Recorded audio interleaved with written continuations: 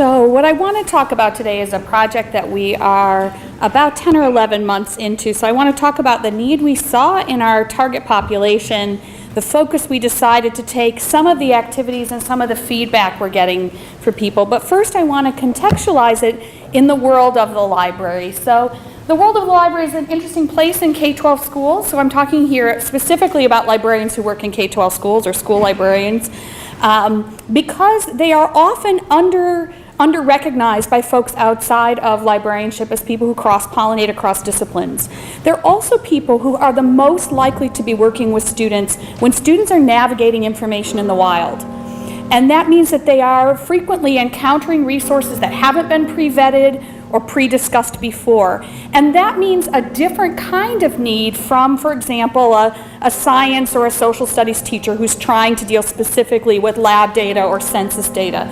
And that means that librarians in schools need a really sort of nimble kind of approach when they're working with data. And I specifically use the word data literacy in my work and not data science for two reasons. One, overwhelmingly school librarians, who are the primary audience for our project, come from humanities backgrounds, and they on purpose didn't take courses in science. So that already the word data is intimidating, but the word science attached to it is worse. But also because I think that the work that librarians do with students really falls into the classic definition of literacy being reading and writing. And in the world of librarianship, we call the work of research projects information literacy, that set of skills that students need throughout their trajectory as students to conduct research. I'm not talking today about a new field called data information literacy, which deals a lot with data management and the role of academic libraries to build data repositories where the data has been formed or sorted from the lab forward to when it is in the repository in ways that make reuse of that data more meaningful. I'm more talking about how do students encounter data in the wild. And so in my past work really dealing with information literacy writ large and how we can help librarians engage in more open-ended projects without frankly losing their minds, we started to notice a pattern. My co-PI on this project is Angie Early, who, like me, has a background in K-12 education and also a background in librarianship. So we started monitoring listservs, and we started noticing some comments that would be made. It's a frequent thing to come up in listservs, like, does anybody have an article on how to read a research paper? And we started seeing responses like these. Like, well, when they read, I tell them to read the abstract first, and then I have them read the discussion, but I always tell them to skip the statistics. And what we found so interesting about this is that in our experience, often the statistics and the charts and the graphs tell a slightly different story from the text. And that especially for folks who became academics who did not love writing themselves, we often can find a clearer narrative in the non-textual pieces of the puzzle. And in fact, I was in conversation with one librarian who said, I just ignore that part. And we started to see this message come up so frequently that we thought, you know, we have this really weird conundrum. Some of you know that librarians got kind of a bad reputation of saying stuff like Google is bad and everything on the open web is horrible, so you should use all of these academic resources, only really just read half of them. And we thought that was really strange. And we also know overwhelmingly that school librarians tend to be classroom teachers first, and they tend to come very clearly from humanities backgrounds. So now we've got this issue where we're pushing folks to read resources. We're telling them to skip the parts that are disconcerting to us, but it's becoming very clear that we're only seeing part of the story. And I want you to remember this idea of fear and avoidance, because this is actually a big theme in what we're looking at. We also started to realize that there is a whole different kind of visualization going on that defies the traditional rules of information literacy. So in this case, this is why I was drawn to the color red in the talk the other day. If you look at this at first glance, one of the things we teach students to do in the traditional field of information literacy is look at where things come from. I often tell people, look at the bottom first, find the source, whether it's an academic article or something like this. I see Reuters, that looks trustworthy. I see Florida Department of Law Enforcement, that sounds authoritative. I even see who created it and on what day they created. This is like by everything librarians have been taught to share with their students, this is a great infographic. But there is something significantly wrong. So for those of you who haven't noticed, it's that the y-axis, which we are used to from math class, right? What number goes here in math class? 0. Okay, so you already saw this. I can fool a whole room of librarians with this. If you realize that the y-axis has been flipped, you realize actually that the story that's being told is quite different. And so this gave us pause that not only were some pieces of data not working like math, but they were failing some of our classic source evaluation tests. And this is an extreme example, but it's also an important example to me, because if you think that the Stand Your Ground law is reducing murders in Florida and you are a voter or a politician or a stakeholder, you are going to make decisions that you think are based on good data that are not based on good data. And what we know from talking to high school librarians is that one of the things that stands out for students the most is the fact that it's red, that the color trumps everything, and that their students don't stop. You know, we teach kids when they're little, like stop, look, and listen. When they see a stop sign, we're not teaching students to stop, look, and listen when we get to data like this. Adding to this sort of world of confusion was we had 3 sets of national standards coming out, all of which talk about data, all of which talk about data across content areas, and yet when I was looking at a lot of journals, I was not seeing data bubble up as a teacher need, and I thought this is really weird. And I would talk to educators, and they would say, no, like Common Core, that's just what we already do. And I thought, no, because I would know it if you were dealing with data. You would be complaining about it. So this is adding to my sort of set of mental confusion. So what we saw was that we believed there was a need, that there was a gap here, and we believe that, I have to use the word good school librarians, because I'm sorry to say there is a sense that there are a lot of bad school librarians out there, are people who are ideally positioned as cross-pollinators in their building. They're the ones working across subject areas who can say, oh, you know, in chemistry class they're dealing with that, in social studies they're dealing with that, this is the kind of data that group is handling, so how about you guys focus on this area? And they're the ones who most likely deal with data in the wild. There's been a lot of discussion in this room, and valuable discussion, about sort of engineered data sets that help lead students to new understandings with data, and I think that's critically important in the classroom. It isn't what happens when you go out as a high school student and do research. And then we had this idea that seemed really great when we wrote the proposal, but as you know, did not turn out at all, which was, oh, if we propose this as being about high schoolers voting in their first presidential election, it's going to be all full of statistics, and they'll be smarter voters. And then we had the most emotional election campaign we've ever seen in our living lifetimes. So I don't even know what to say about that, except, boy, were we wrong, but thank God we got funded. So what we're generally thinking about as we look at this is, how do we make better citizens? How do we make folks who, when they see data in the wild, when they both read data and they write with data or they write about data, are able to function with more agency and more ability than they could before? Because what we saw overall was that the students were encountering data in lots of places. So they were encountering it in school when they did the work that was closest to my work about research skills. And also with the uptick in informational text, isn't it funny we never talked about how an uptick in informational text with Common Core meant an uptick in reading data. At the home, when we go to buy the refrigerator with our parents and they've all got those energy stickers, what are those all about? In social media, the idea that we see a lot of infographics and visualizations in social media, and in our conversations with librarians, how quickly people retweet without or repost without saying things. And then a lack across buildings of folks who are able to, in a broad way, talk about data and statistics with students. We have exceptions. We have folks who teach statistics in high school. We have some mathematical concepts that do come into play, but recognizing too that even when you've got that background, sometimes data in the wild isn't working the way we've been trained to work. We also knew that both for librarians and for classroom teachers, there is a real need to think about efficiency.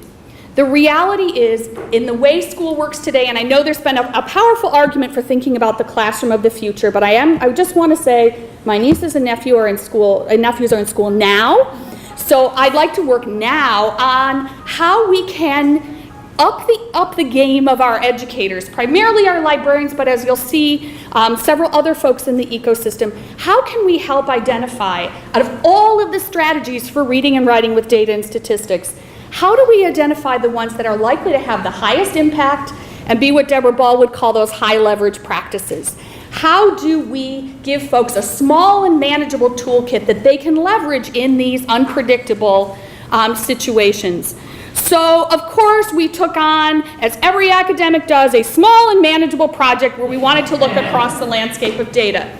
We proposed that this was something that was a critical need for the library field, especially looking at high school librarians. And our goal was to look across the landscape of places where we thought librarians encountered data with students more often. So what you don't see on this list is you don't see GIS data, which we do think is important, but we saw it as a secondary need. You don't see gathering of data in labs. You don't see a ton of work about processing data or archiving or stewarding data. We looked instead at these 6 places. One was sort of what we call data comprehension. When you see percentage and percentile, do you know the difference? When you see correlation and causation, do you see the difference? That's actually a critical piece of the world of librarians, because there is a series of studies, all conducted by the same people, that say how awesome libraries and librarians are. And you will see that the references to these studies, quotes from these studies, in librarians' email signatures, implying a causal relationship. And there is no causal relationship. So this is like the prickliest pear. The worst thing I could do is say the clearest thing, like, y'all know those studies? They don't mean what you think they mean. So this is a prickly issue with us. But do they understand sort of the key terms and concepts that they will run across? The second piece is the idea of how students use data to build arguments and how students evaluate arguments by the kinds of data that are mentioned. If you tell me it's a high need for 25% of the population, that means it's not a high need for 75% of the population. That's probably not a great argument. The third piece, and I would say this is the piece that brings out the imagination of educators the most. They love visualization. They love taking it apart. They love seeing how it's constructed. I would say this is one of the things they enjoy the most. And everything in the top row is the things we've been working on for the past year. Later this fall, we move to the second set of themes. And these are jokingly referred to as the themes librarians love to talk about. So librarians love to talk about where is your data from this device, from your phone, from your use of Google Maps. Where is all that ending up, and what can we do with that? What does it mean that there was a case where a woman said she was raped and took it to court? She said she'd been awakened in her bed, and her Fitbit showed she'd been on the move. What kinds of implications do we have when we make decisions? Do we know how to weigh the affordances and constraints of things? This idea of big data, which often has some very scary pieces to it, the return of redlining under the idea like, but the data told us this. There's a lot, I think, of very sort of frightening decisions being made with big data and forgetting the human decision-making behind big data. And then we see citizen science as a way to really think about empowering students with big data, to be part of something bigger, to really take advantage of high schoolers who are interested in making a difference in their world. And finally, librarians love to prattle on about ethical use of data. But what does it mean when politicians make choices about the data that they're using? What does it mean that Hillary Clinton factually tells you that the unemployment rate is one statistic, and Donald Trump can tell you another true statistic about the unemployment rate? She's excluding the people who have dropped out of the job market. He is not. Is one more ethical than the other? Is it ethical to share certain data? Is it ethical to share data if it outs a certain religious or ethnic group? Things like that.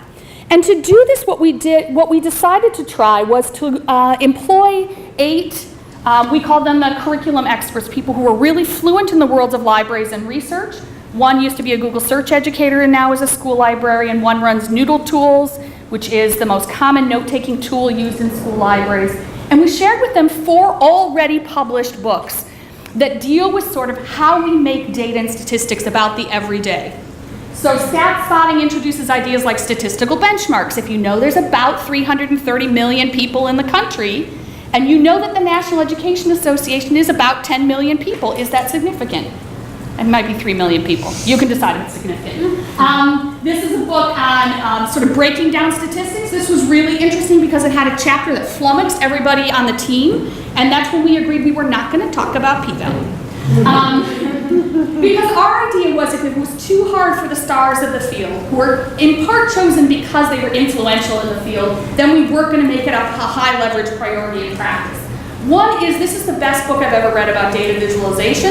It's very practical. It talks about the art of data. It talks about ways to represent various kinds of data, the influence that color and line type can have. And this actually is a republication of a book from a BBC radio show about how to make sense of statistics in the everyday world. And so by constraining their world to this lens, then they were able to look at their own practice, look at their own students, see what was coming up, and help identify priorities. And the deliverables that they would be creating would be, we've already had one of our data literacy conferences. We have a series of chapters that are under review right now that focus on those year one themes. Later, we'll repurpose pieces from each into sort of standalone professional development. My idea is that librarians are always saying there's no PD specifically for them, and this way we can pre-package it in a way that's safe for district supervisors to take this on as a pre-packaged piece, what kinds of questions to ask. And we're almost at the 1 year point. And so far, here are some of the things that they have concentrated on. I would draw out as some of the things that I've heard today, the sort of fundamentals of infographics and really slowing down that process. Really, to be honest, looking at Excel because it's what people have, and using it as a way to run your data through several possibilities, which in and of itself is a learning experience. And really looking at those rules of thumb or high leverage practices. And what we've learned anecdotally so far is some things that, so these are things we've learned that we've learned from watching, not because the data tells us. One is we were surprised that this was a need that superseded high school, that we had people from K-12, including elementary school, in our virtual conference, as well as several college librarians. We have seen in our work, primarily in our face-to-face work, that this is a case where a little information goes a long way, that when we see people gain confidence with a few strategies with data, they actually, a lot of that fear and anxiety that we talked about earlier seems to go away and get replaced with enthusiasm, which is really exciting for me. It's also part of why we, those of you who are experts, you would look at our work and think like, wow, that is really basic, that they're talking about mean, median, and mode. We intentionally start that low because we want that confidence to ramp up really quickly. We noticed that although the conference we did is actually a satellite conference of some other ed conferences we run out of the U of M, that this was the conference that had the least chatty chat windows. And we think that that is because this is not stuff people are comfortable with. This is stuff they're really taking in. And we really see a need for just-in-time mini lessons, sort of need-based work, little data of the day examples, where the nuggets in some cases, especially given the constraints of the high school schedule, need to be really tiny. I'll tell you a little bit about our registration for the virtual conference, which we ran a survey for, which we haven't analyzed yet. The two most interesting things, well, the three interesting things is, wow, there's that many people in the middle of July who will go to this conference. That's crazy. Two, that 71% of the people registered were not our target audience. And that is really fascinating to me. And that when we asked people what their job titles were, we had so many other, and we had something like 40 choices for your job description that were pre-populated. We had over 85 job titles that were represented, which included national laboratories, state departments of education, and vendors. And that spoke, I mean, this came up in our work group as well, that there is a need out there for information to happen. We also thought it was interesting that if we estimate that about 1 in 3 classroom teachers is in their first 5 years of teaching, it's really interesting that this is not a topic that novice educators seem to be taking on, that this really drew people who were more experienced in the classroom. And that also speaks to the idea that this is perceived as sort of a secondary need, not as a primary need. And again, we've got a wonky target audience, so it's hard to know what to make of that. And I mentioned the question about fear. And so this is my random sample called How Many Responses Fit in a Screenshot. I will tell you that on this one, actually the top one and the last one, the question here was, what aha moments did you have during the webinar? And the first response was none, and the last was none, so I cut those out. So what I think is interesting is how often the words idea come up, both ideas for the classroom and idea representing concepts. And you can also see that you see English classes being discussed, ELA as English, you see social studies coming up, and this idea of we don't have to be experts to leverage change in students, which is a significant shift from what we would have seen, I think, 3 or 4 years ago. And I think that's not as a result of our conference. I think that's a result of how teaching in general is changing more towards facilitation and less towards direct instruction. And this was from a particular session about data literacy and elections. And you can see questions about how valid are polling practices. This is the second day. This actually came up more in the chat than in the presentation itself. It was a sign, I think, that people were loosening up a little bit. They were getting a little bit more comfortable. But you can again see ideas for classroom integration, which will be our next round of data collection. Are you using any of this information? And I keep seeing questions about integration, and I think that's always what we're concerned about when we do sort of broadcast PD, is whether or not it's just interesting or whether people see connections to what they're doing. And it's made me feel some optimism that is we're in this awkward midpoint, that this sort of nimble, just-in-time, very tailored experience may be one that gives us some traction and lays some groundwork upon which more specialized, deeper practice can occur. Because what to me has been so exciting is the percentage of people after a session who say that they will use something in there from the webinar in their practice, and also that you see such enthusiasm in a lot of the language. And maybe enthusiasm mixed with relief. And I think that points us in a really good direction for moving forward in this work, but moving forward perhaps in an idiosyncratic way that really looks at short integration pieces as opposed to larger links. So that's all I have to report so far. We'll have more in about 14 months. Thank you.